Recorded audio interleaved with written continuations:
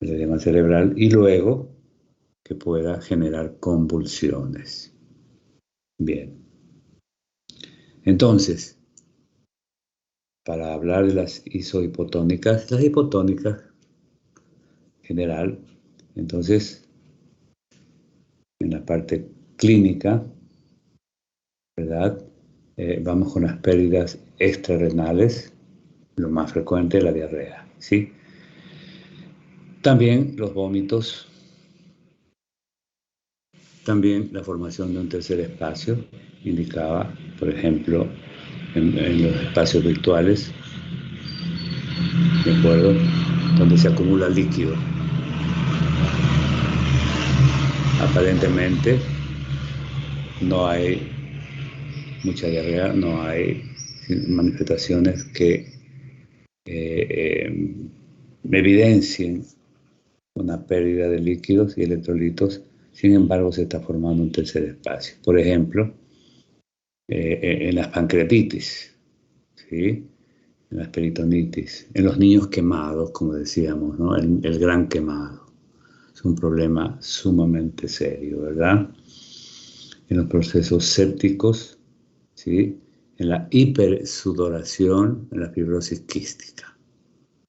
Entonces, ahí está la respuesta frente a situaciones que, como pérdidas extrarrenales, se pueden, ¿verdad?, presentar, y tenemos la obligación de tenerlas presentes y saber que, por ejemplo, si el paciente tiene manifestaciones clínicas acentuadas, quiere decir que, por ejemplo, si no hay diarrea profusa, abundante en cantidad y en frecuencia, entonces pensar en un tercer espacio, pensar en una pancreatitis, en una peritonitis, evaluar si el paciente padece o no de fibrosis quística. También en algunos pacientes, sobre todo con alteraciones renales, ¿verdad? El uso de diuréticos debe ser sumamente planificado. ¿De acuerdo? Insuficiencias suprarrenales, el síndrome de Bartter, como mencionábamos, o sea, la enfermedad que pierde sal, que pierde sodio a través del riñón. ¿Sí? También el síndrome de pierde sal cerebral. ¿De acuerdo? Bien. Entonces, también por exceso de agua, ¿sí? Una polidipsia primaria, una situación postoperatoria, pueden provocar los excesos de agua, ¿verdad? ¿Sí? Sobre todo la polidipsia. En una diabetes tipo 1, en los niños obviamente tipo 1, se puede presentar, ¿sí?, sin mayor dificultad, ¿sí? Se la diagnostica, ¿no? Porque ya sabemos que nos encontramos frente a un paciente diabético. ¿Ok? Con el sodio corporal aumentado, porque pueden haber, ¿verdad?, deshidrataciones hipotónicas con sodio discretamente aumentado, obviamente. Cursan con hipervolemia, o sea, se retiene sodio, se retiene agua. Se retiene agua. Entonces, clínicamente el edema, ¿verdad? ¿Sí? Y los edemas. De ahí, pues, en los pacientes especialmente renales, ¿sí? El edema generalizado, ¿verdad? E incluso con la formación de terceros espacios, ¿sí? De los espacios virtuales se convierten en espacios reales. Bien. Entonces, en resumen, la clínica, sí, evidentemente el paciente puede incluso debutar en ese proceso de hiponatremia, puede cursar con edema cerebral, ¿verdad? Sí, aumento de la presión intracraneal. ¿De acuerdo? Depende del grado de hiponatremia, obviamente, y sobre todo de la velocidad de instauración de esa hiponatremia, ¿no? Si es un niño que está con diarrea profusa, diarrea frecuente, ¿sí?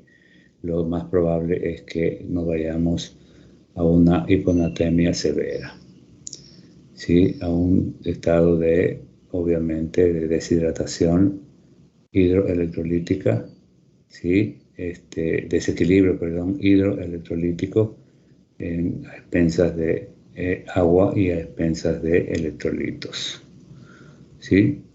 Bien, entonces se decía que, y lo repetimos, que generalmente no se produce clínica hasta que la anatremia es menor, ¿ya? Tengan presente esto, menor a 125 miliequivalente químico por litro. ¿De acuerdo? Pedimos un ionograma y nos reportan, por ejemplo, 126, 127 mil equivalente químico por litro. ¿De acuerdo? El paciente va a estar aún con una situación de pseudo normalidad. Obviamente, si sigue perdiendo los líquidos y los electrolitos, entonces se alcanzan cifras menores a 125 y estas producen, ¿verdad? O se pueden producir, por ejemplo, con el agregado a la diarrea de vómitos, ¿verdad? Y obviamente, si es menos de 125, irritabilidad y a manifestaciones neurológicas, irritabilidad, cefalea y convulsiones. Bien, entonces la corrección de la deshidratación, la corrección de los electrolitos, ya lo tenemos claramente definido, ¿no? Según el tipo de deshidratación, según el tipo de electrolito que se ha perdido, ¿verdad? Y que en cuanto a la frecuencia y al análisis de los casos que se presentan, obviamente se pierde sodio, potasio, ¿verdad? En algunos casos calcio, fósforo, magnesio. Bien. Entonces, alteraciones en cuanto a la clínica ya estamos claros. En resumen, no suelen aparecer hasta que el sodio está por debajo de 125 miliequivalente. Y en este caso, la típica clínica de la hiponatremia que hemos mencionado. Bien, entonces el diagnóstico se establece por la presencia de la hiponatremia, ¿sí? Hipoosmolaridad, densidad y osmolaridad urinaria inapropiadamente, ¿verdad? Sí, en algunos casos es elevada, pero en la mayoría se encuentra disminuida, ¿verdad? Entonces, eso hace que el niño retenga líquidos, obviamente porque el organismo, como un mecanismo de defensa, genera esa retención a través del filtrado glomerular. ¿Sí? Entonces, por ejemplo, al hablar de la diuresis en la diabetes insípida, ¿sí? La diuresis es muy alta, ¿sí? Por lo tanto hay una hipovolemia, ¿sí? El sodio plasmático está alto, ¿verdad? Que puede estar por arriba de 145, ¿verdad? El sodio urinario también, generalmente por una respuesta renal está bajo, ¿verdad? El sodio corporal está a su vez bajo. La densidad urinaria, ¿sí?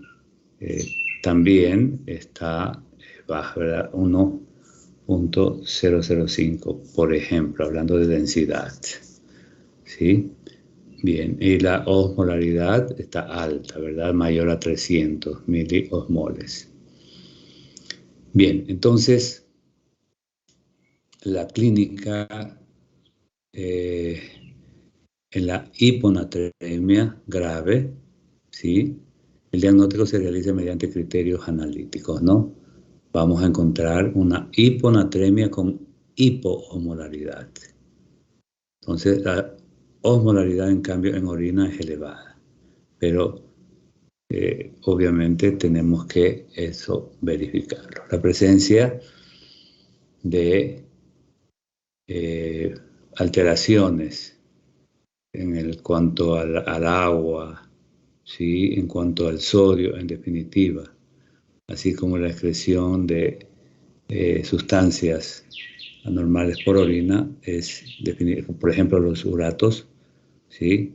Ácido úrico está elevado. Entonces, lo vamos analizando y tomando decisiones. Entonces, ¿cuál es el tratamiento? El tratamiento consiste en tratar la causa que desencadena, ¿verdad?, el problema. ¿Sí?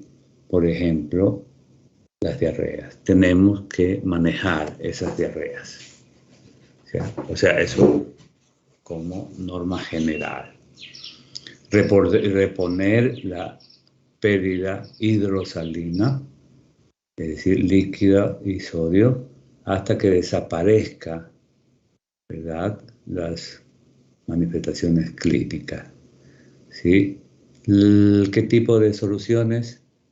Sí, sueros isotónicos.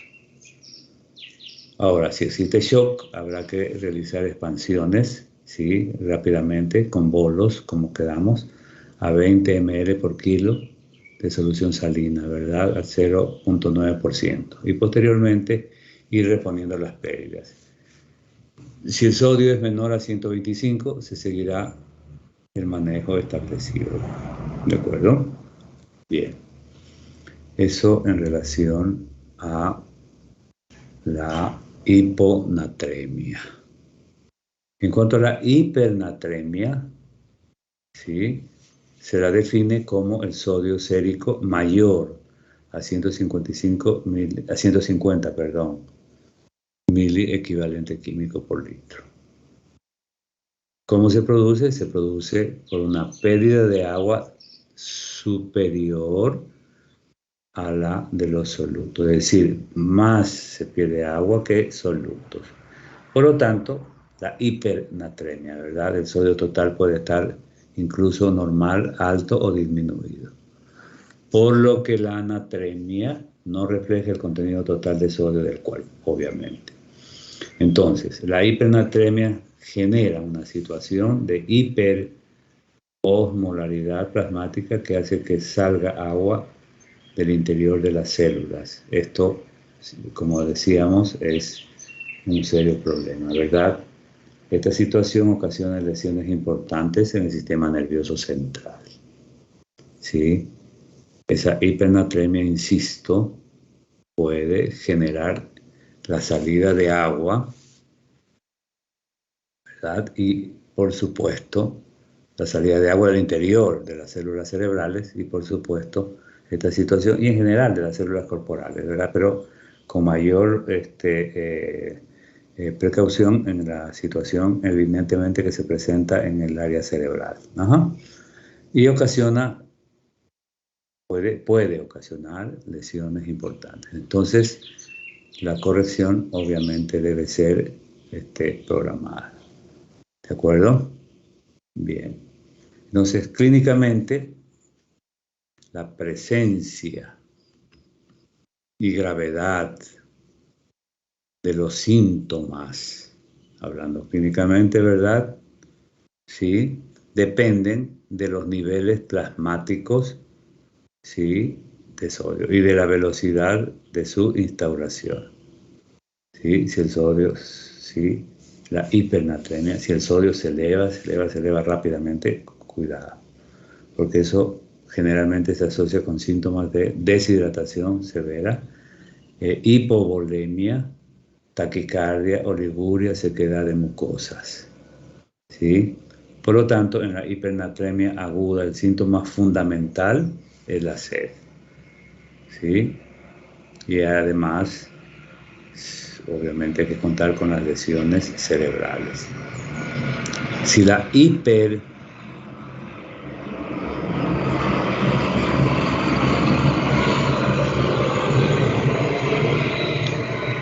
decía que esa hipernatremia se instaura rápidamente, obviamente es grave, ¿no? Y puede aparecer ya manifestaciones neurológicas como irritabilidad, convulsiones, coma y riesgo de hemorragia subaracnoidea. Ojo con esto. Entonces, en el tratamiento, en el manejo de esta hipernatremia, en términos generales, lo más importante, y esto por favor, grábenselo, lo más importante del tratamiento es el descenso lento de esa hipernatremia, en general de esa natremia, ya que el descenso brusco, ¿verdad?, que va concomitante con la osmolaridad, el descenso brusco de la osmolaridad plasmática puede ocasionar edema cerebral. ¿Sí? Ya lo dijimos, lo repito, por entrada de agua en las neuronas, ¿verdad?, para compensar el desequilibrio osmótico. Compensa el desequilibrio osmótico, pero produce edema cerebral. ¿De acuerdo? Se sabe que cuando aumenta la natremia y con ello la osmolaridad, de forma lenta, las células se adaptan produciendo los osmoles idiogénicos intracelulares, que evitan estos osmoles idiogénicos intracelulares que evitan la salida de agua y la deshidratación celular. Obviamente, si se corrige de forma brusca la osmolaridad plasmática, los osmoles idiogénicos que están en las células hacen que se arrastre agua hacia su interior, produciendo el edema cerebral. Por eso decíamos, esa hipernatremia debe ser, y ya vamos a indicar la recomendación, debe ser progresiva, debe ser lenta. ¿De acuerdo? Por tanto, se recomienda un ritmo de descenso lento de los niveles, descenso lento de los niveles de sodio de 0,5 mil equivalentes químicos por litro y por hora. O sea, 12, si es 0,5, en 24 horas 12, ¿verdad? Mili equivalente químico por litro día. ¿Sí? Como máximo. ¿De acuerdo? ¿Estamos? ¿Puedo repetir la última parte, por favor? Claro, sí. Decíamos, gracias, no se preocupe, con mucho gusto. Entonces decíamos, conocemos que cuando aumenta el sodio, con ello aumenta la osmolaridad. Ya, eso está claro. ¿Sí? Imagínense por cifras por arriba de 298, es decir, en fin, es decir, una osmolaridad, y hablamos de hiperosmolaridad. Entonces, de forma lenta, las células se adaptan cuando es una hipernatremia, hiperosmolaridad.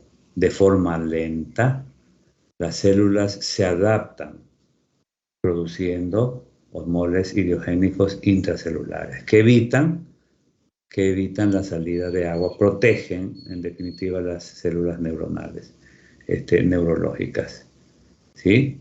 Evitan la salida de agua de la célula y por lo tanto su deshidratación celular, ¿sí? Si se corrige de forma brusca la osmolaridad plasmática, los osmoles idiogénicos, por ejemplo, una carga rápida de agua, están en las células, ¿verdad? Los osmoles idiogénicos que están en las células hacen que se arrastre agua hacia su interior. Cuando se hace de forma brusca, de forma rápida, la corrección de la osmolaridad.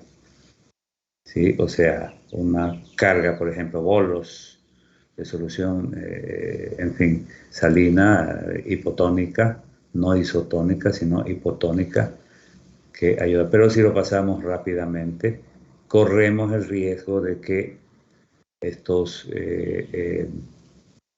osmoles idiogénicos intracelulares, ¿sí? No van a poder evitar la salida del agua. Entonces se produce una deshidratación celular. Ajá.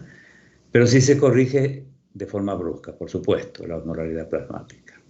¿Sí? Estos osmoles idiogénicos que están en las células hacen que se arrastre agua hacia su interior, produciendo edema cerebral. Entonces, si la rapidez nos trae cansancio, entonces vamos lentamente corrigiendo esa hipernatremia.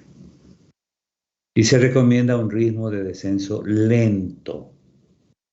¿Ya? Entonces simplemente calculamos, ¿no? Calculamos. Solución, ¿verdad? Hipotónica, ya no isotónica, sino hipotónica. No se recomienda el lactato de Ringer por el lactato mismo, ¿no? Que puede producir alteraciones asimismo neurológicas. Entonces, los niveles de sodio tienen que estar, ¿sí?, en una proporción de 0,5 mili equivalente químico por litro y por hora. ¿De acuerdo? ¿Sí? En total, hablando en 24 horas, por ejemplo, no puede reponer más allá de 12 mil equivalente químico por litro, ¿verdad? Al día. Como máximo. Si puede quedarse un poco menos, mejor. ¿Sí? Bien, entonces, si no hay acceso libre de agua y no funciona el mecanismo de la sed, se puede llegar a una situación de hipernatremia y deshidratación. ¿Sí? Puede ser de origen cerebral, o sea, central. ¿Sí? Ausencia de producción o liberación de sustancias que en el caso específico, si hay una diabetes insípida, ¿verdad? Hay una producción o liberación de hormonas. Y obviamente la pérdida renal, ¿sí?, de agua y obviamente algo de sodio, entonces va a producir una nefropatía, una actividad nefrogénica, ¿sí?, a nivel, por supuesto, renal, ¿sí? Y obviamente tiene que manejarse de acuerdo, en este caso, que ponemos el ejemplo de la diabetes insípida, tenemos que manejarlo de acuerdo a esas pérdidas renales, ¿no? Entonces, la importancia del gasto renal, ¿sí? Si está más allá de 1 ml, ¿verdad?, ¿sí?, por hora, entonces definitivamente por kilo, ¿verdad? Entonces nos ponemos en guardia. Pero estamos hablando de la pérdida en general, poníamos el ejemplo de la diabetes insípida, pero estamos hablando en general de la hipernatremia. ¿De acuerdo?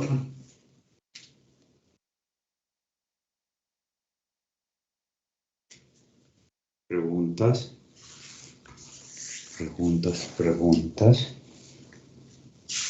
No, doctor. Ya. No, doctor, todo bastante claro. Bien. Sí, necesitamos tener clara la información para poder manejarnos con criterio. Y quiero que tengan anotadito, ¿verdad? Quiero que tengan anotado el manejo de la deshidratación hipernatrémica. Es decir, la reposición del volumen intravascular. Porque en resumen, la primera afectación es en el flujo vascular, ¿verdad? Entonces, el volumen intravascular. ¿De acuerdo? Bien. ¿Qué vamos a utilizar? Solución salina fisiológica, 20 ml kilogramo en 20 minutos. Repartida hasta reponer el volumen intravascular. Si es una deshidratación leve, no creo, ¿verdad? Si es una deshidratación moderada, ya podemos sentir los síntomas, pero si es una deshidratación grave, la cosa ya cambia de... Entonces cambia de color, ¿verdad? Ya es un color rojo, ¿no? De atención y de total, ¿verdad? Dedicación. Entonces, por favor, anotar estos datos que son sumamente importantes. Determinar el tiempo para la corrección, ¿sí? De esa deshidratación hipertónica, ¿sí? En función de la corrección de la concentración inicial de sodio. Bien, pide usted un ionograma, ¿sí? Y el sodio está entre 145 y 157, ¿verdad? 145 es el borde, el límite, perdón, superior, ¿sí? El límite superior del sodio en el flujo sanguíneo, ¿verdad? 135 a 145. Bien, hablamos de normalidad. Cuando sube de 145, ¿verdad? Hasta 157 mil equivalente químico por litro, esa corrección debe hacérsela en 24 horas. No menos tiempo, ¿verdad? Sí, ya. ¿Con qué? Con líquidos habituales, glucosa al 5% en agua, ¿sí? Con solución salina fisiológica al medio, ¿verdad? ¿Sí? Es decir, si es al 0.9%, obviamente al 0.45%. ¿De acuerdo? O sea, a la mitad. ¿Sí? Más, obviamente, agregar cloruro de potasio. A menos que esté contraindicado por una afección cardíaca o por una afección renal. Obviamente, la velocidad habitual de la infusión debe ser 1.25 a 1.5 veces la del mantenimiento. Es decir, un poquito más allá, ¿sí? O a la mitad, no uno, sino 1.5, 1.5, en el caso de mililitros, 1.5 ml, ¿sí? Para el control de del flujo renal. ¿Ok? Bien, entonces, la cifra clave, sodio 145 a 157 mil equivalente químico por litro, corregirlo en 24 horas. Si el sodio está de 158 a 170, ¿sí? Mili equivalente químico por litro, 48 horas. ¿Sí? Si el sodio está de 171 a 183, mil equivalente químico por litro en 3 días, en 72 horas. Y si es de 184 a 196, en 84 horas. ¿De acuerdo? Entonces, imagínense las reposiciones entonces son progresivas a medida, ¿verdad? A medida que se vayan produciendo. Disminuir la concentración de sodio del líquido, ¿verdad? Que se está transfundiendo, ¿sí? o aumentar la velocidad de infusión del líquido intravenoso. A veces agua, ¿no? Agua pura. ¿Mm? Al inicio sí. Doctor, Sí. una pregunta, disculpe. El que era en 48 horas, ¿me puede repetir los valores del sodio? Claro. Sí, decíamos. Tenemos el sodio normal de 135 a 145, ¿verdad? También estamos claros, ¿sí? Muy bien. Si está el sodio por arriba de 145 miliequivalente químico por litro, ¿sí? Hasta de 145 hasta 157, entonces esa corrección hacerla en 24 horas. ¿Sí? Y simplemente, ¿qué líquidos administra? Destroza al 5% en agua. Sí. Destroza al 5% en agua. Medio, la mitad, ¿verdad? ¿De acuerdo? Y obviamente solución salina fisiológica, pero a la mitad, ¿verdad? Es decir, la diluimos con agua. Agua pura. Agua bidestilada se dice técnicamente, ¿no? Agua bidestilada. ¿De acuerdo? Eso, pasarlo en 24 horas. ¿Estamos? Ok. Pongamos un ejemplo. Un niño que tiene 12 kilos. 12 kilos. Entonces, glucosa en una deshidratación moderada, pero hipertónica. Muy bien. ¿Glucosa cuánto?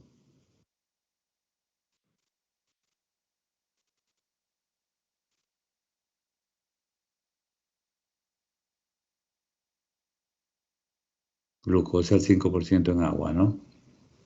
O sea, una solución glucosada. Sí, doctor. Ya. Como son 150 por kilo, entonces 12 por 150.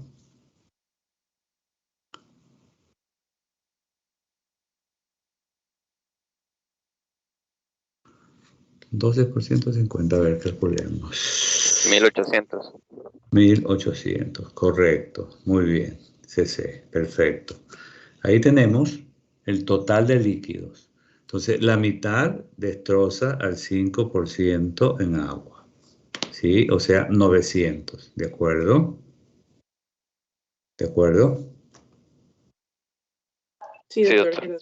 Perfecto. Bien. Y obviamente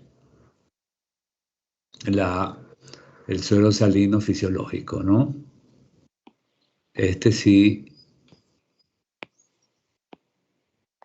20 ml por kilo. ¿Sí? Agregamos. Solución, ¿sí? O suero salino fisiológico, 20 ml por kilo. ¿Sí? ¿De acuerdo? Claro, esto sí es una deshidratación grave, ¿no? Entonces, en 20 minutos pasarlo, ¿verdad? En el caso del paciente de 12 kilos, ¿cuánto sería? 12 por 20, ¿verdad? 200, 12 por 20, 12 por 20, 240. 240, ¿verdad? Sí, 240. Ya, entonces pasamos, si es grave, ¿verdad? Esa carga la pasamos, sí, en 20 minutos, ¿verdad? Entonces, podemos pasar una a dos cargas, ¿verdad? Y obviamente nos vamos a la corrección entonces de los líquidos habituales, lo que vamos a pasar en las 24 horas. Ya pasamos una carga, ¿verdad?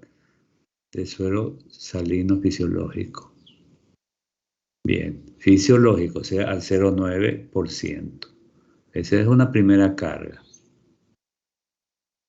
Bien, ya hemos detectado que el paciente tiene 150 mil equivalente químico por litro. Entonces, tenemos que calcular para 24 horas. Entonces,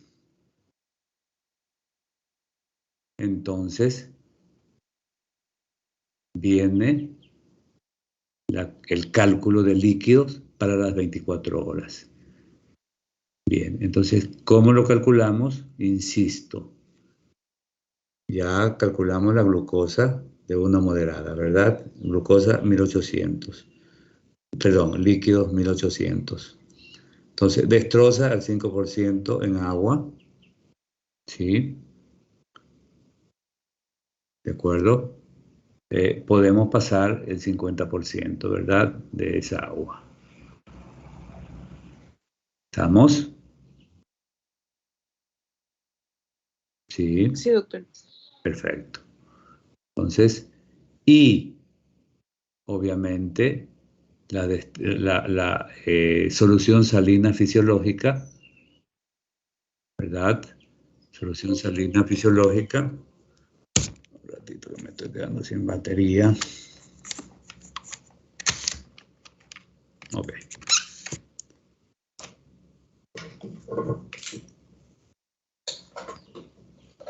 Bien, entonces la solución salina fisiológica, pero al medio, ¿no? Ya no la pasamos fisiológica, en su condición de fisiológica, sino hipotónica, es decir, poco sodio, ¿verdad? Porque igual el sodio es importantísimo, ¿no? Él va perdiendo sodio y obviamente se repone también, sobre todo el mantenimiento, ¿no?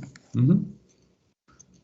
Bien, entonces podemos utilizar a la mitad, ¿de acuerdo? ¿Estamos? Bien. Entonces, pasamos en una grave, pasamos los bolos, ¿verdad? Y al pasar los bolos, lo calculamos para la diferencia de tiempo. Si hemos pasado un bolo en 20 minutos, dos bolos en 40 minutos, pues prácticamente la diferencia la vamos a pasar en menos de 23 horas. Aquí la diferencia se da, ¿verdad?, en que los líquidos que quedan lo pasamos a un ritmo constante, a una velocidad de goteo constante durante el tiempo de la corrección. Si son 24 horas, sí, el total del líquido lo dividimos para 24 horas. Entonces sería, ¿verdad? En el caso del paciente de 12 kilos, serían 1800. Entonces 900 de destroza al 5% en agua, más 900 de solución, ¿verdad? Isotónica, sí, isotónica, o sea, fisiológica, solución fisiológica al medio, ¿no? Es decir, 45, no 0,9, no 0,90, sino al 0,9%, no, sino al 0,4.5%. ¿De acuerdo? Bien, entonces, obviamente, para hacer aquello, agregamos el 50% de solución fisiológica y 50% de agua. Agua pura, agua bidestilada. ¿Sí? Entonces, completamos 900 de destroza al 5% y 900 de solución fisiológica hipotónica, o sea, al 4.5%. Entonces, completamos los 1800 y los 1800 los pasamos ¿a qué velocidad? Sarita. ¿A acuérdense que es una moderada, no hemos pasado bolos. El ejemplo les puse para los bolos en que no vamos a esperar una hora, sino en 20 minutos, ¿no? En 20 minutos lo pasamos. Bien, entonces, por favor,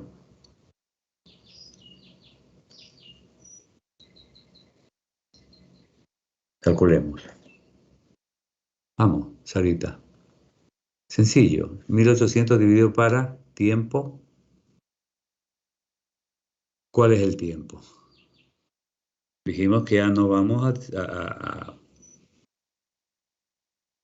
fraccionarlo, el 50% en 8 horas o 7 horas, y el 50%, 8 horas sería, ¿no? Moderada. Y 50%, en 16 horas, sino el 100% en 24 horas, porque, insisto, la velocidad debe ser constante. Ajá. Entonces, 75. ¿cuántas gotas? 75, ¿no? 1800 para 24.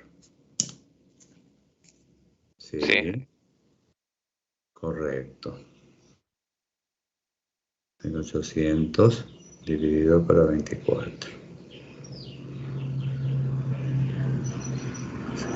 Bien, entonces 75 gotas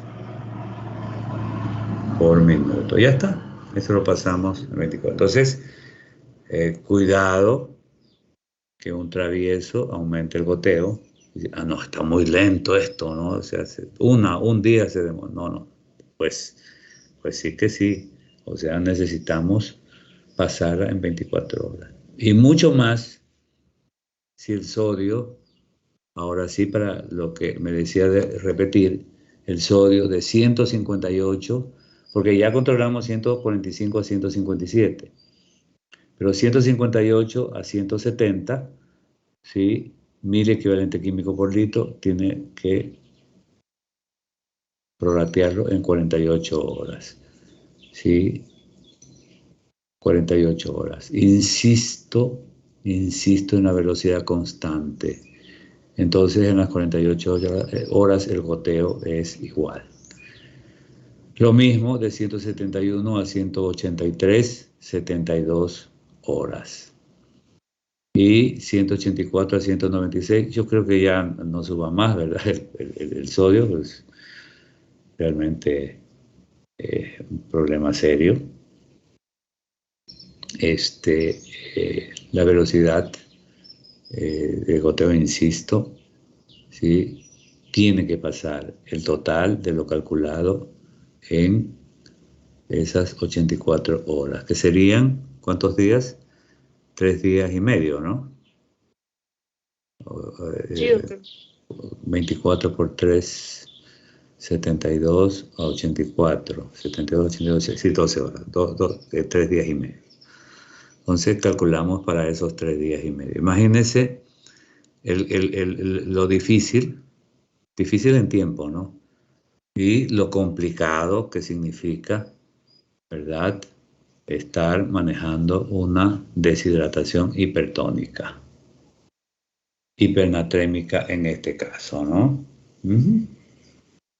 Entonces, si hacemos las cosas bien, ¿sí?, la restauración del volumen intravascular, no hay problema, ¿sí?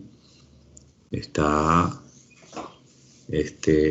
bajando el sodio tiene que bajar, ¿sí? Por ejemplo, si estaba en 147, 150, pues en 24 horas lo baja sin problema, ¿no? Ajá. En un día. Al final del día debe definitivamente estar con con el ionograma normal, ¿verdad? Es decir, entre 135 y 145 el sodio. Bien, entonces nos detuvimos un poco en esto de la hipernatrémica, porque va por ahí la realidad, ¿no? Pero por favor, esas cifras no se olviden, esas cifras son importantes. ¿sí? La velocidad constante. La velocidad constante durante el tiempo de corrección. Si es 24 horas, 24 horas. Si es 48, 48. Si es 72, 72. ¿Sí? La velocidad constante.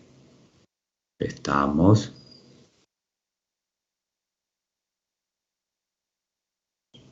Sí, doctor. ¿Sí? Son conocimientos básicos, necesarios, imprescindibles. ¿De acuerdo? Entonces, en resumen, lo más importante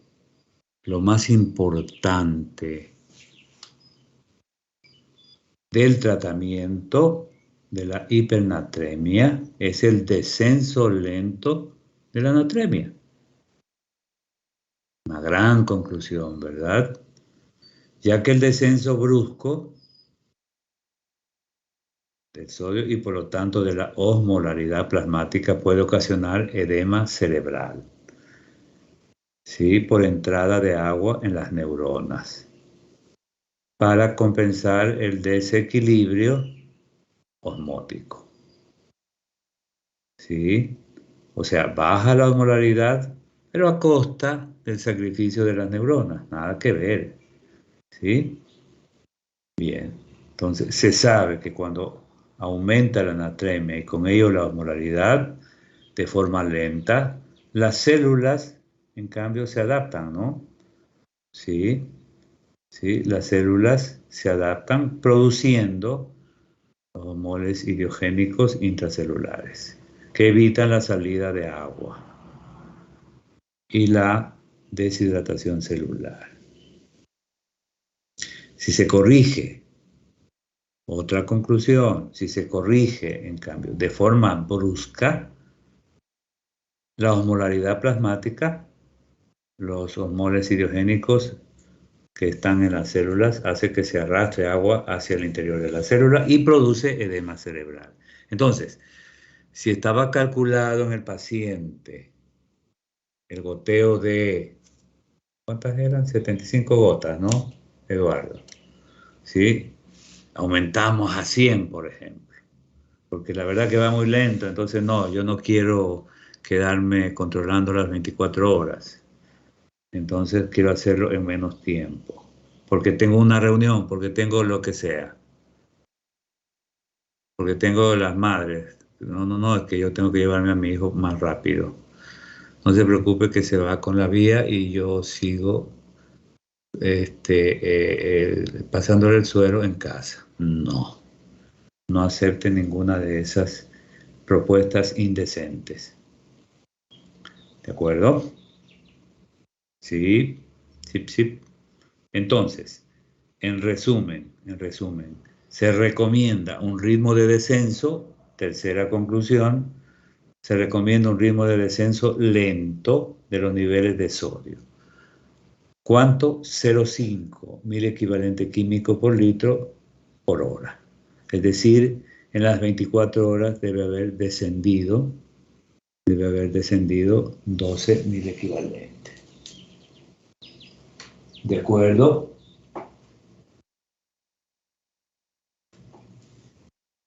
Y ahí está, o sea, lo de las 24 horas, ¿sí? 145 a 157.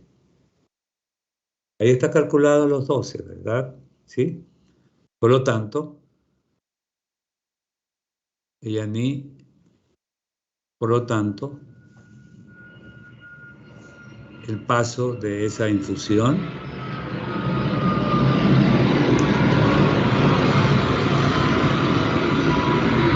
el paso de esa solución debe hacérselo ¿en qué tiempo?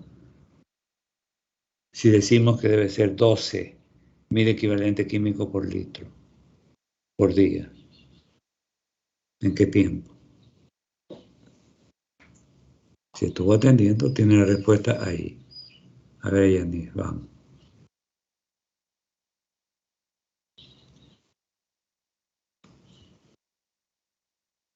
Eduardo.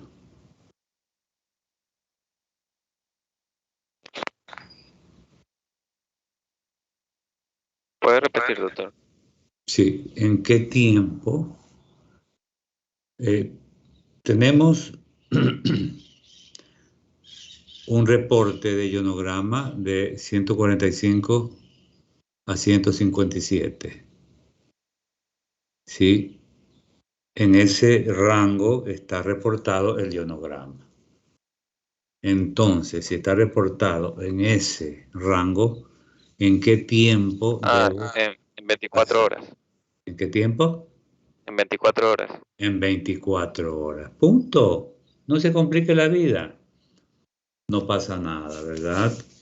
Perdón, sí pasa. O sea, que el paciente baja la concentración de sodio a la normalidad en 24 horas. Por eso es que usted lo calcula en 24 horas. ¿Sí? ¿Sí o sí? Claro que sí. Bien. Sí, doctor. Perfecto. Si es no 157, sino 158 hasta 170, 158 hasta 170. En 48 horas. Correctísimo. ¿Cuál es la diferencia? 158 a 170. 12, ¿verdad? Mil equivalente. Ahí está. Eso quiere decir que aumento 24 horas más. Entonces, ¿y el goteo cuánto debe ser? Y yo qué sé, depende de la cantidad de líquido. Lo que me interesa es que el goteo sea, Eduardo, sea Que sea lento. constante, constante. Constante. Es decir, que pase, por ejemplo, usted calculó 175 gotas. Ok, en 24 horas, 75 gotas. En las 24 horas más, o sea, para completar las 48, a 75 gotas por minuto. Sí, que ¿Sí? pase completo, pues. Exacto, se pasa completo. No, no fracciono como lo hicimos en la deshidratación hipotónica. ¿Está clara la idea? No hay por dónde perderse. Sí, doctor. Ujú. Sofía, ¿está clara? Sí, doctor. Segurísimo. Sí, con los valores. Ahí sí. Ajá. Exacto, eso. O sea, no equivocarse en los valores y listo, ¿no? Porque ya tenemos así claramente definido el goteo y los rangos, ¿no? De 145 más 12, 157, ¿verdad? Y ya está. Sarita, ¿está claro? Regular, doctor, porque me perdí en un momento. ¿Me qué? Me perdí Se en un perdió. momento, sí, ¿En así que dónde tengo se que... perdió? Ay, espérame. Me perdí con los cálculos, entonces tenía pensado Ya, escuchar de nuevo la grabación. ya, pero es cuestión de estar simplemente atento a, Sí. sí, contar con agua, ¿verdad? Bidestilada, sí, para poder hacer las correspondientes mezclas, ¿verdad? Con solución salina con glucosa, ¿verdad? Al 5% en agua. Mira la importancia de la glucosa, ¿no? La importancia de la glucosa. Muy bien. Bien, bien, bien.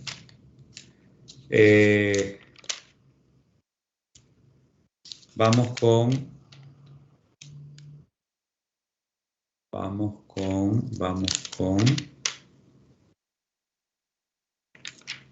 la hiperpotasemia, ¿no? Bien. Entonces,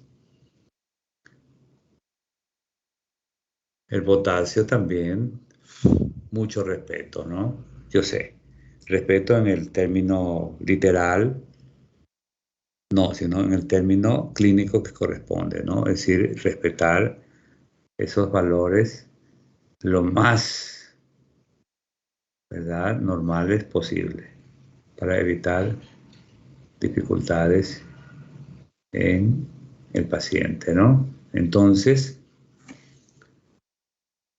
la pérdida del potasio obviamente se puede presentar en cuadros, sí, diarreicos, ¿verdad? Sí, especialmente. También cuando hay vómito. También cuando hay sudoración profusa en la diabetes, perdón, en la fibrosis quística, ¿no? Entonces, el 98% del potasio total del organismo se encuentra en el compartimento intracelular. Eso está claro, ¿no? Ya ustedes, expertos en los líquidos corporales y en los electrolíticos, o sea, la composición del líquido intracelular y del líquido extracelular. Y en su regulación participan factores como el equilibrio ácido-base, que ya haremos algunas referencias complementarias a las que ustedes ya saben. Participan factores como el equilibrio ácido-base, decía, la insulina, las catecolaminas, ¿sí?, la aldosterona y los iones, ¿no?, como el calcio, el magnesio. Entonces, fíjese usted la importancia del calcio y del magnesio. Los factores relacionados con la regulación renal del potasio son, obviamente, el estado ácido-base, los mineralocorticoides, sí, los glucocorticoides y el flujo renal, ¿no?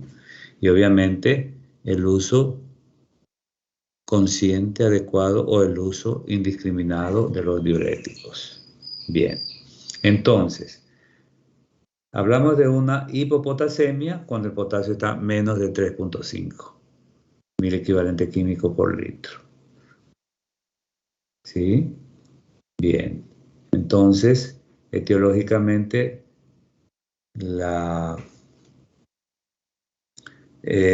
puede ser con potasio, entre comillas, normal, en relación con la concentración de agua, ¿no?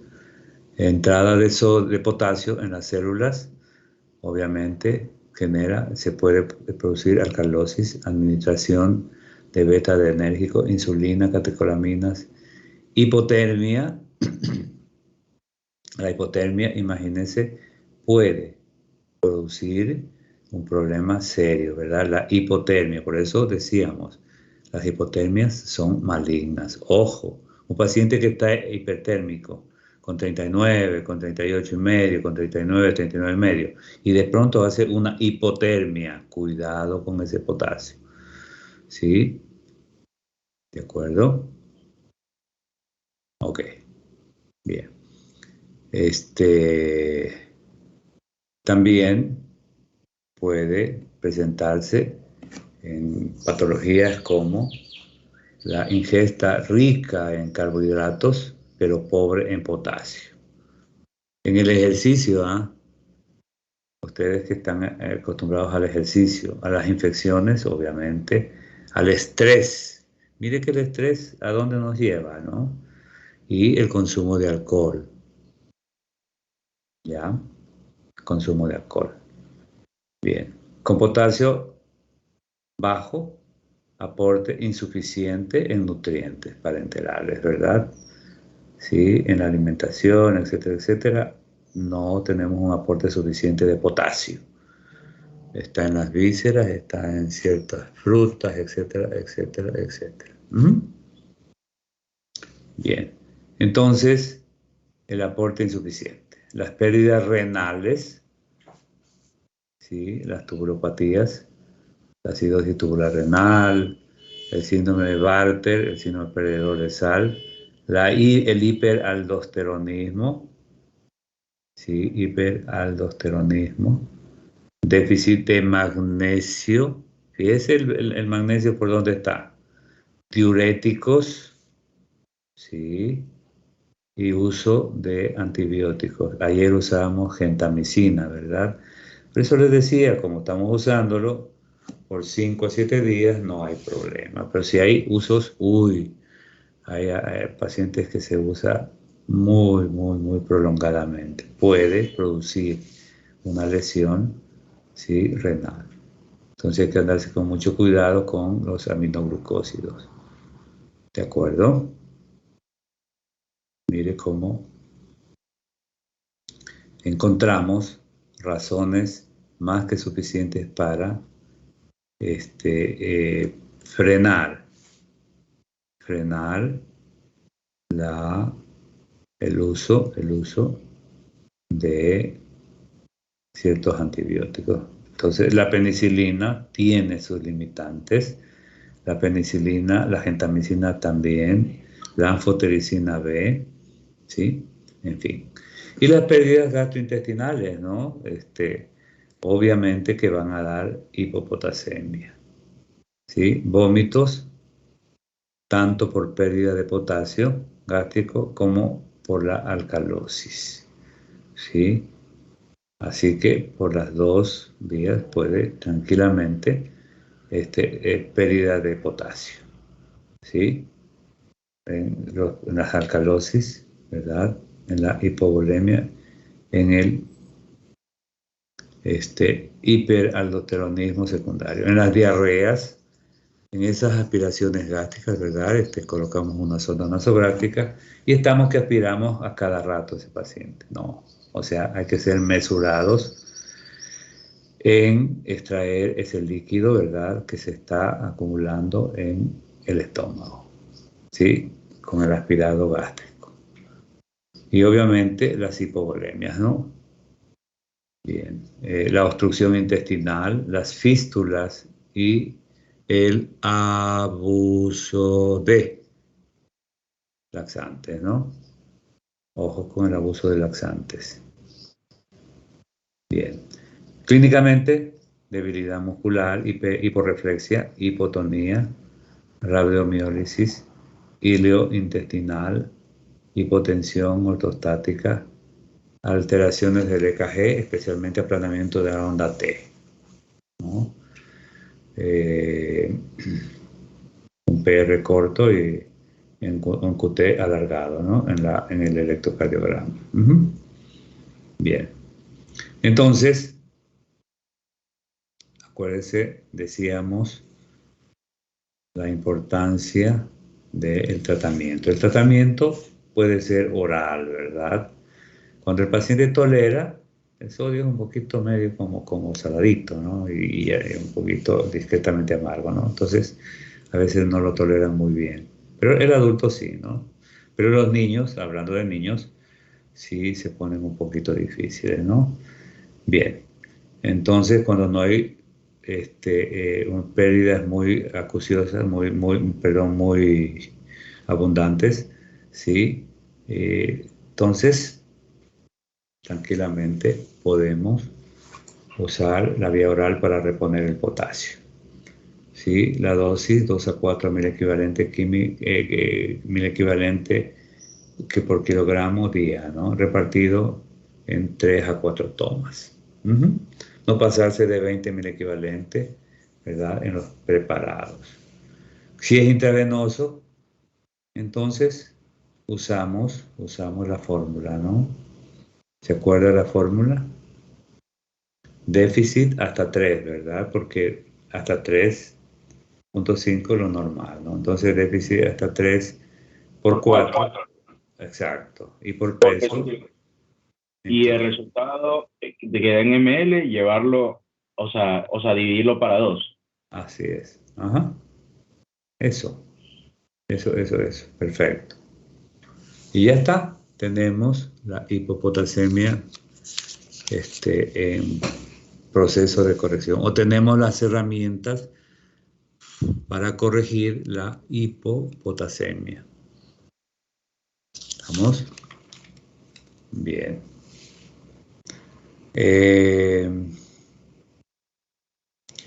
Hay los preparados, el cloruro de potasio, ¿sí? el acetato potásico, en fin, no hay ningún problema, ¿no? Bien, y el TRICA decíamos en solución oral. Entonces, la administración, por favor, esto tengo que ser reiterativo. La administración del potasio solo cuando se ha recuperado la diuresis, ¿no? ¿De acuerdo? Y por lo menos esa recuperación es concomitante con la micción, ¿verdad? Por lo menos en 2 ocasiones. Y la hiperpotasemia por arriba de 5,5, ¿no? 1000 equivalente químico por litro. Y, por favor, en neonatos, 6. 1000 equivalente químico por litro. Por favor, por favor. ¿Sí? En cuanto a la etiología, ¿sí? Los aportes, ¿verdad?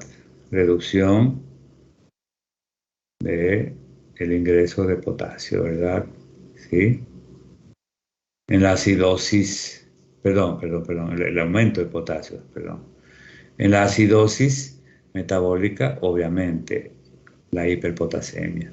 En la hiperosmolaridad, también. Sí, el uso de beta bloqueantes, ¿no? La digoxina, la succinilcolina, hay que andarse con mucho cuidado, que pueden producir hiperpotasemia. ¿Sí? La parálisis periódica familiar hiperpotasémica, ¿no? Las lisis tumorales. Ajá. Aportes aumentados en perfusiones, en aportes orales, en nutrición parenteral. Sobre todo en las nutriciones parenterales, ¿no? Se instala una vía para alimentar al niño, pero nos excedemos en potasio. Y la disminución de la excreción, ¿verdad? Insuficiencia renal, ¿sí? Diuréticos ahorradores de potasio y obviamente vamos a tener una hiperpotasemia. Clínicamente, hiperreflexia, hipertonía, debilidad muscular y las alteraciones del EKG, ¿verdad? Acuérdense que la onda T ahora es picuda, ¿no? Ya no es plana, como en la hipo, sino en este caso es picuda, ¿verdad? Sí. Entonces, el diagnóstico en el ionograma va a encontrar el potasio en los neonatos por arriba de 6,000 equivalentes. Ajá, exacto. 6,5 ya. Sí. Y el potasio si es mayor, entonces los problemas son mayores también. La mayor concentración, ¿verdad? El uso del bicarbonato intravenoso, el uso de resinas, el uso de salbutamol, el uso de la furosemida intravenosa, la glucosa intravenosa, ¿verdad? El gluconato de calcio, ¿sí? Verdaderas constelaciones de sustancias que nos van a ayudar a bajar el potasio. Y obviamente la diálisis peritoneal, ¿no? Especialmente la peritoneal, ¿sí? Eso en relación a la hiperpotasemia. Bien, entonces el calcio también. El calcio es un poco, diríamos, más estable, pero también sufre bajas, ¿verdad? O sufre altas. ¿De acuerdo? Bien. Entonces, antes de referirnos a algo del calcio, diremos que el tratamiento de la hiperpotasemia, el bicarbonato de sodio, ¿verdad?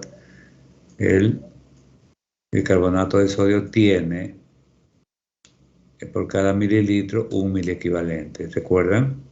La dosis 1 a 2, ¿verdad? Mililitros, o sea, miliequivalentes por kilo, ¿verdad? Perfecto. La vía intravenosa, ¿no? 10 a 15 minutos, diluirlo al medio, ¿no? Es decir, si son 20 cc o 15 cc, lo diluimos al medio, es decir, agregamos una cantidad similar y obviamente no vamos a pasar 15 sino 30, ¿verdad? Esos 30 ml en 15 minutos, 10 a 15 minutos, ¿no? Y ahí tenemos la furosemida, 1 miligramo kilogramo dosis, la glucosa, 0,5 a 1 kilogramo, cloruro de calcio, 0,2 ml kilogramo dosis, ¿verdad? Y el gluconato de calcio, por ejemplo, 0,5 mililitros kilogramo dosis, que corresponde, ¿verdad?, a lo que necesita el paciente. Asimismo, diluido en infusiones, ¿no? ¿Sí? Bien, y el salbutamol, 0,15 miligramos kilogramo dosis, ¿no? A través de nebulización. Mire, el salbutamol va estupendamente en el tratamiento de la hiperpotasemia. Ajá. Estamos bien, entonces el calcio, la cifra normal, 8,5 a 10,5, ¿verdad? Miligramos por decilitro. ¿De acuerdo? La hipocalcemia, menos de 1 milimol por litro, ¿verdad? O menor a 4,2 miligramos por decilitro. Imagínense las hipocalcemias. Nos dejan un margen interesantísimo, ¿no? Mientras que las hipercalcemias sí, hasta 10,5 normal, se define como el calcio sérico por arriba de 11, ¿no? Ajá. Miligramos por decilitro. Eso. Y bueno, pues, ya tenemos las diferentes manifestaciones clínicas que son ustedes expertos, ¿verdad? Sí. El fósforo,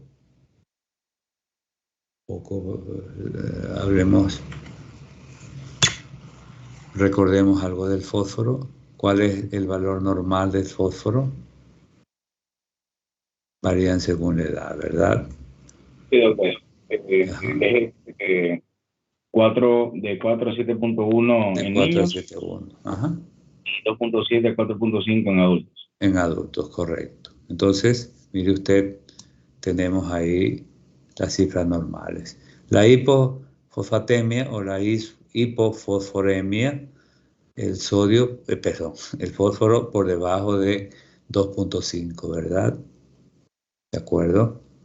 Fíjese el margen, ¿no? 4, el margen inferior de la normalidad. Menos del 2,5 sí, obviamente ya nos genera problemas, ¿no? Redistribución al interior de las células como etiología, ¿sí?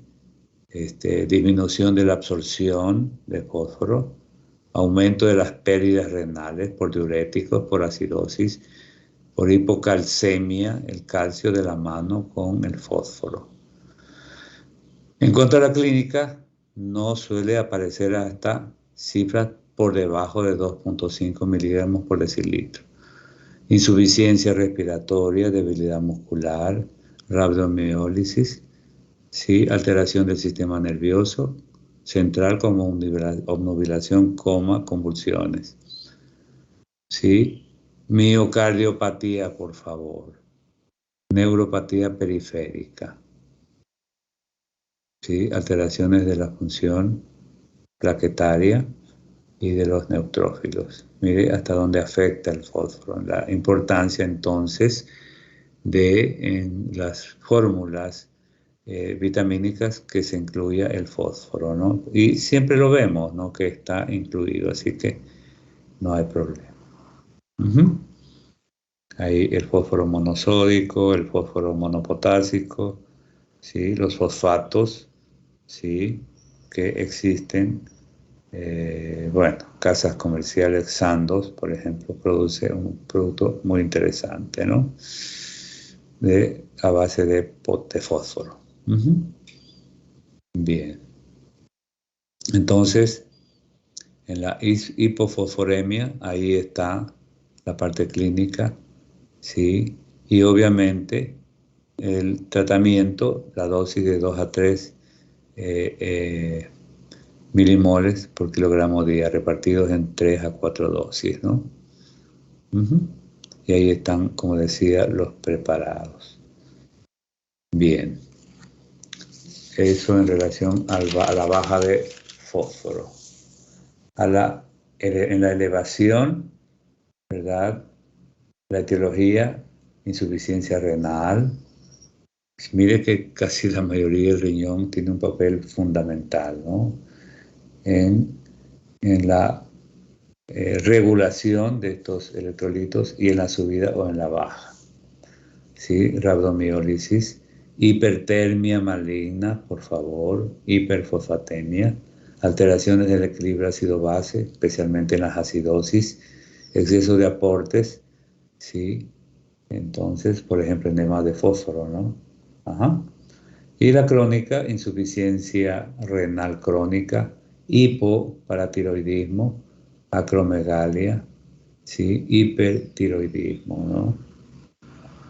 Bien, clínicamente se deriva de la hipocalcemia, ¿no? ¿Sí? Se producen calcificaciones metastásicas que producen reacción inflamatoria, vasculitis y daño orgánico. Entonces, hay que andarse con mucho cuidado. Tratamiento, suspender los aportes, ¿no? Si hay hiperfosfatemia o hiperfosforemia, pues bajamos los aportes, ¿no?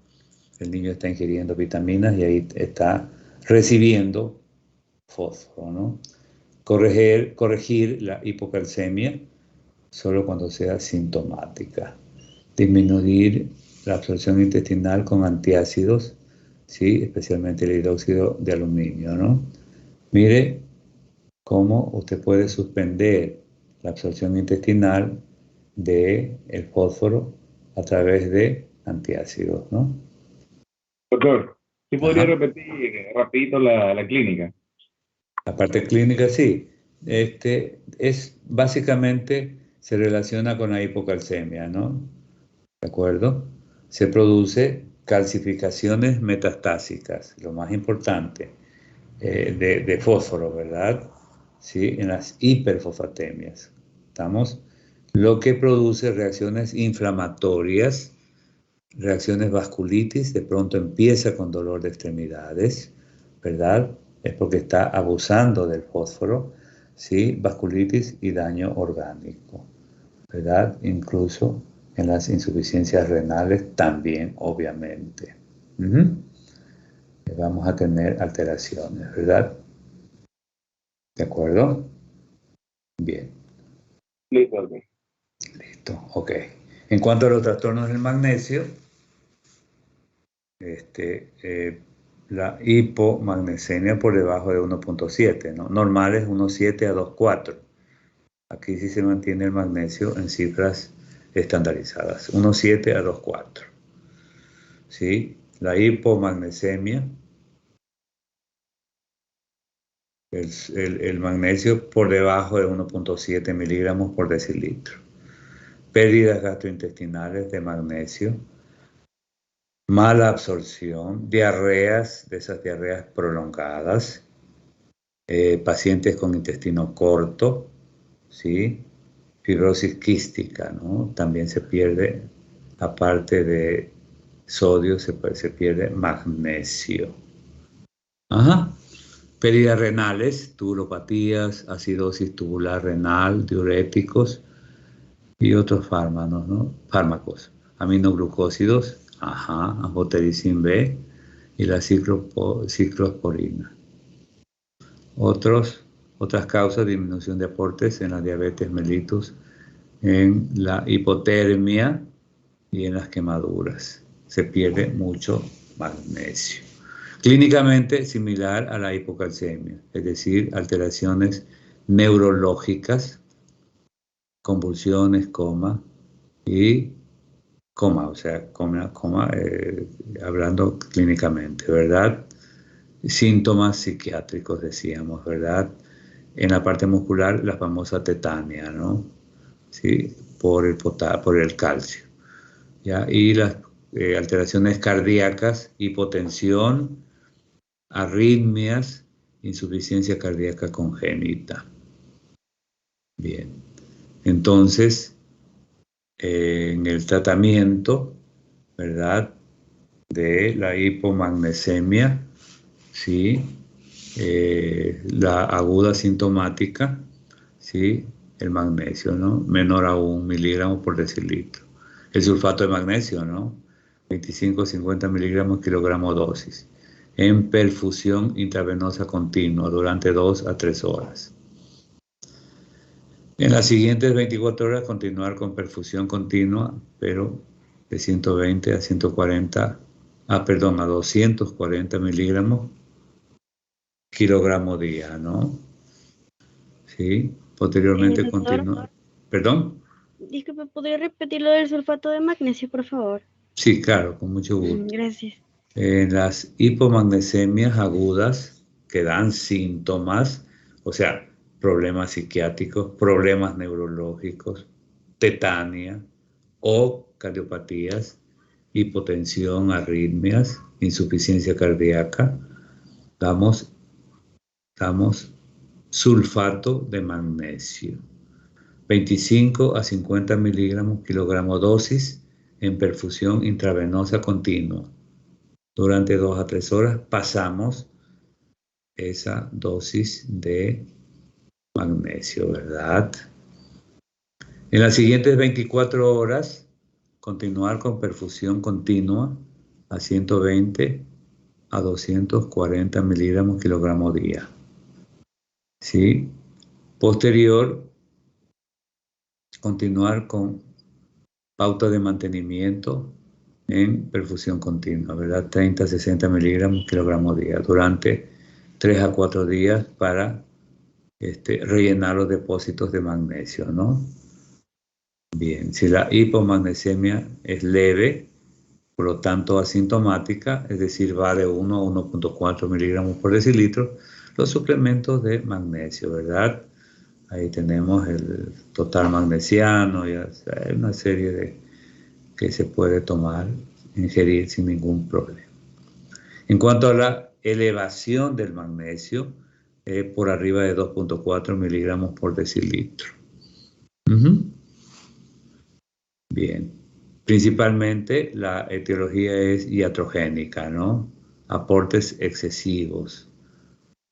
Hijos de madres tratadas con sulfato de magnesio, ¿no? Sí, hay madres que están permanentemente tomando magnesio, porque hay una pérdida por insuficiencia renal, ¿verdad? En la lisis celular, en el hipotiroidismo, en el hiperparatiroidismo, en la insuficiencia suprarrenal. ¿Sí? No da síntomas sino a partir de 3 a 4 miligramos por decilitro, ¿verdad? Es decir, se elevó.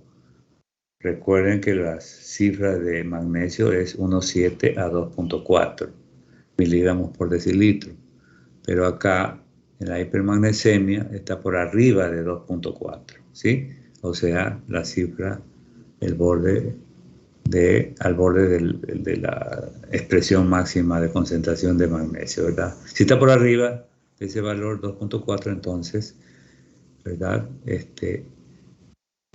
Manejo, ¿no?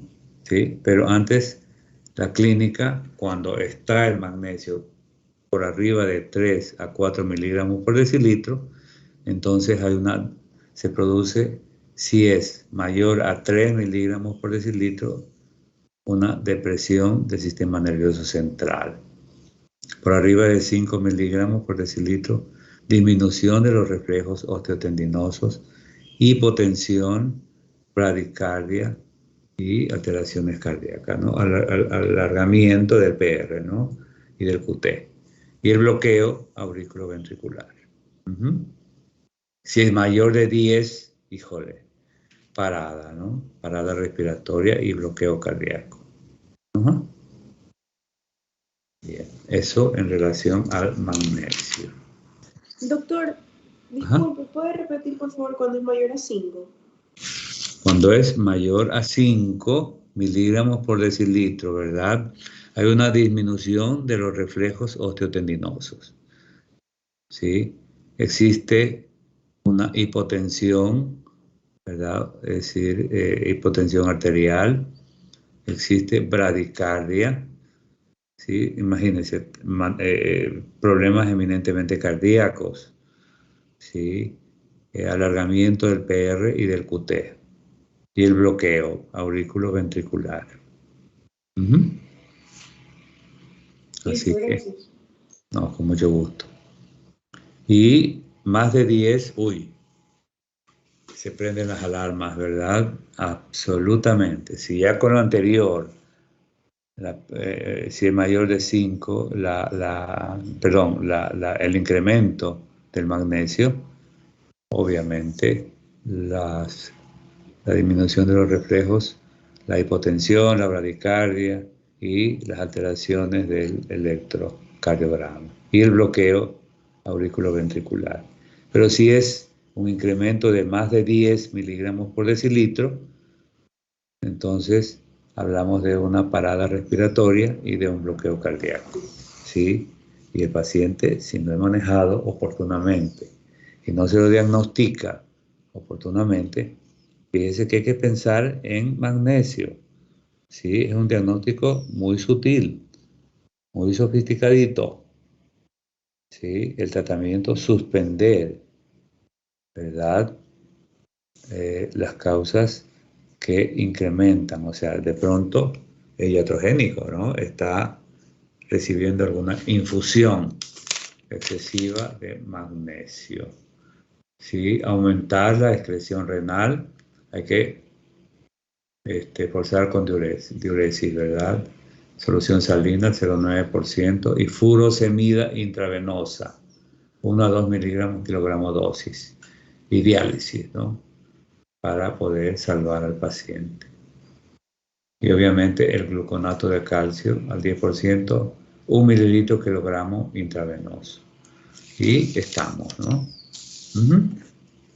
Estamos manejando esa hipermagnesemia. Necesitamos, ¿verdad? Sobre todo para derivar adecuadamente al paciente. No perder el tiempo, ¿no? Teniéndolo en un sitio donde no va a recibir un adecuado manejo. ¿Ok? Bien. Entonces, hemos hecho un recorrido de estas alteraciones del sodio, del potasio, del calcio, del magnesio, del fósforo, porque realmente es interesante. Entonces, como ustedes ven, empezamos a tocar ya la deshidratación hipertónica. Sí, lo dejamos al último porque ya debemos tener una clara conciencia de la importancia del manejo de lo más frecuente, de las hipotónicas, ¿no? De las deshidrataciones hipotónicas. ¿Sí? Estamos. Y luego nos metemos a la hipertónicas, ¿no? Y como ustedes ven, tampoco es, qué bruto, ¿no? Lo que hay que hacer es más exigentes. No que hacemos una aproximación, no, aquí la cosa es más de exactitud. La situación es más concreta. Y obviamente el adecuado, ¿verdad? la adecuada infusión que tenemos que administrar para bajar el sodio, para evitar el edema cerebral, para evitar las convulsiones y el daño de algunas zonas de la masa encefálica. Incluso hemorragia, como habíamos mencionado, hemorragia subaracnoidea, ¿verdad? ¿Sí? Mire hasta dónde puede llegar. ¿Sí? Que lleva a una deshidratación hipertónica, ¿sí? La pérdida por sudoración, ¿verdad?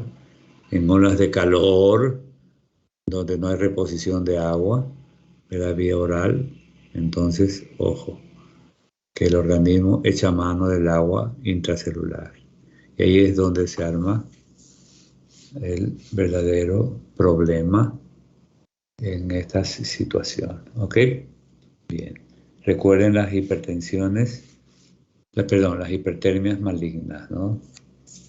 Sí. Esos procesos de diarreas prolongadas, ¿no? En fin. Entonces, la importancia de irnos adaptando a estas nuevas realidades, nuevas en contexto de aprendizaje, pero viejas, de vieja data, porque estos problemas siempre se presentan en los hospitales y en toda atención, ¿verdad?, de la salud, porque llegan pacientes sin problemas, a veces con hipocondrías o pacientes con reales problemas, ¿no? Sí, a veces los mismos hipocondríacos, pero ya en cambio no le creen, ¿verdad? Porque dicen, regresa este paciente que simula que tiene tal problema. No, y tiene un problema serio, porque se excedió con el consumo de, por ejemplo, preparados de magnesio, de fósforo, ¿no? En fin, y así por el estilo, ¿no? Bien, bien, bien. ¿Alguna pregunta? Sí, ya el tiempo se nos viene corto. Bueno, queríamos poner un casito. Bien.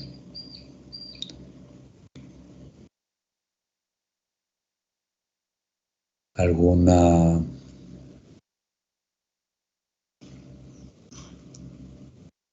No, ya.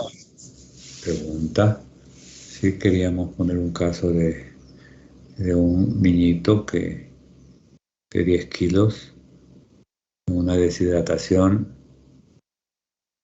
del 10%, ¿verdad? Como por una gastroenteritis aguda por rotavirus, ¿no?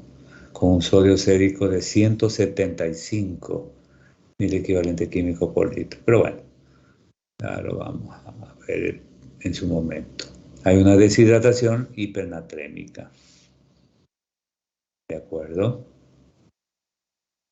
Pero eso lo veremos, porque ya no nos alcanza. Solo con las introducciones. Pero igual lo vamos a revisar, por supuesto. Este es un caso interesantísimo. Bien, por favor, todo lo que hemos abundado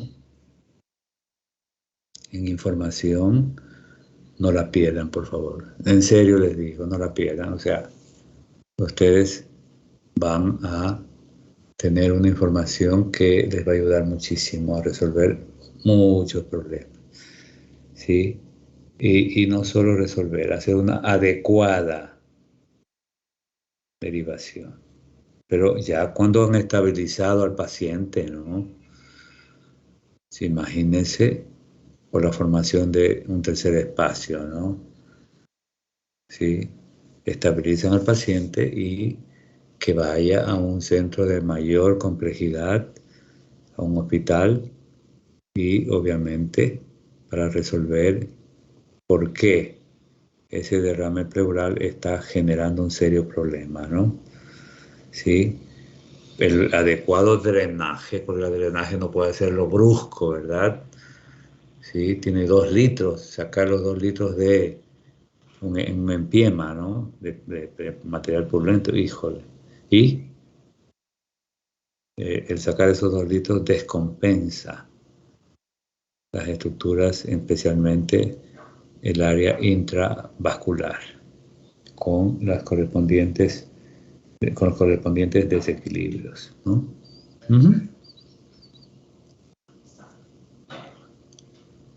Bien, ¿alguna pregunta, Reinaldo? Sí, sí recordó aquello que habíamos visto. Sí, ahora lo vimos un poco resumido, pero destacando lo más trascendente, ¿no? ¿Estamos, Reinaldo? Sí. Aaron. Sí, sí, doctor. Sí. Ya con esto ahí hay que revisar también, pero ya repasamos prácticamente todo, un resumen. Efectivamente. Entonces, por favor, además que de aquí van a salir algunas preguntitas. Unas preguntitas necesarias, ¿verdad? Necesarias, porque necesitan ustedes revisar esto, ¿no? Sí. Preguntas concretas, ¿verdad? Preguntas muy concretas. ¿De acuerdo? Sí. Por ejemplo,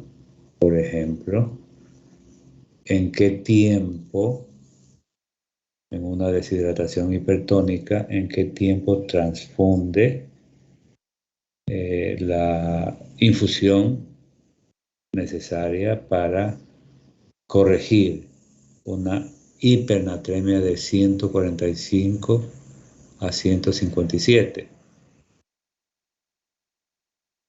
24 horas. En 24 horas, B en 12 horas, C en 48 horas. ¿Ya? ¿Listo? Ya está. 4 horas, ¿no? Ya lo respondieron. ¿Sí? De acuerdo. Por ejemplo,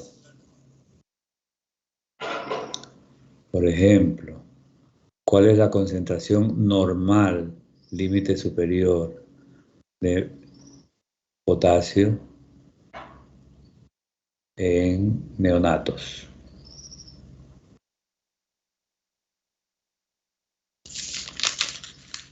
Vamos.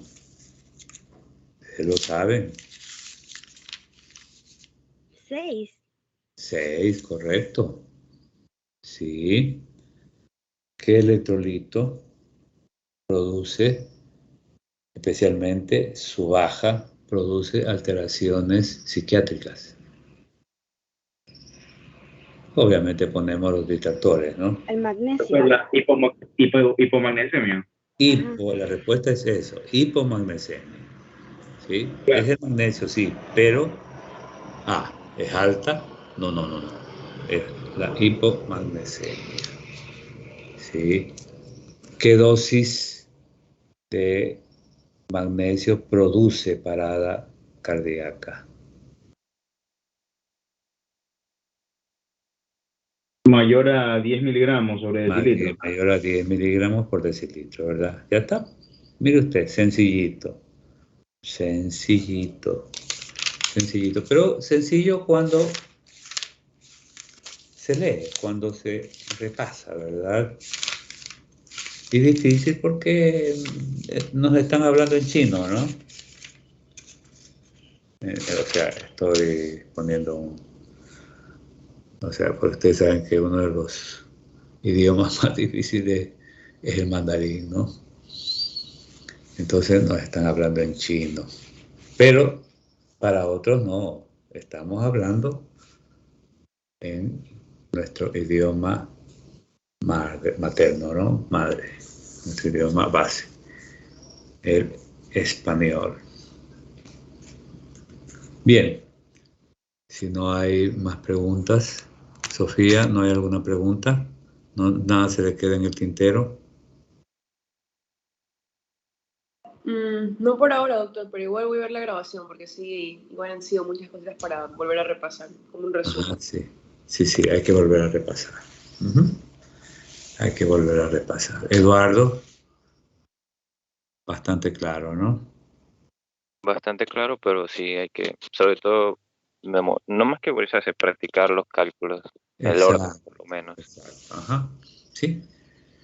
Sí, seguiremos poniendo ya casos. Ahora sí, ya con una teoría bien procesada, bueno, quitémosle el bien, procesada, ¿verdad? Yo creo que tenemos va a ser el fundamento para manejarnos en los casos clínicos, ¿no?